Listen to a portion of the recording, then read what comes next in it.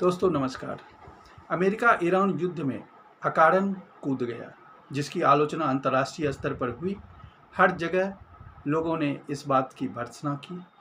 लेकिन अगर बढ़ते हुए युद्ध के बाद अगर विश्लेषण किया जाए तो यह पता लग रहा है कि ईरान की गलत महत्वाकांक्षा और व्यवहार ने स्थिति को और बिगाड़ दिया।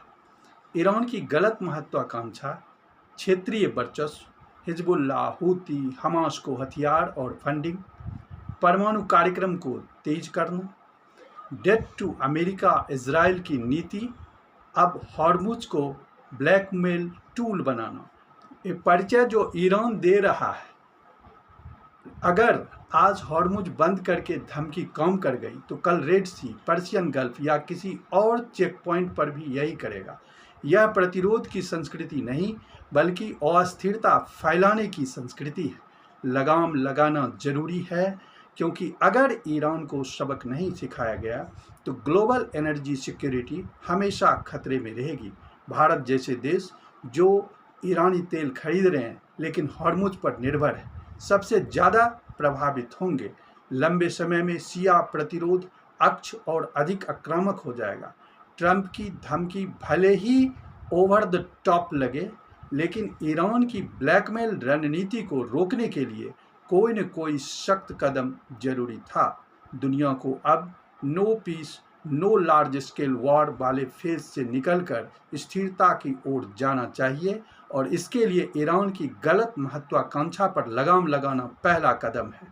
मीडिया विशेषज्ञ के नज़रिए से ट्रंप की यह धमकी ताकत का प्रदर्शन है, लेकिन असली परीक्षा 48 घंटे बाद होगी।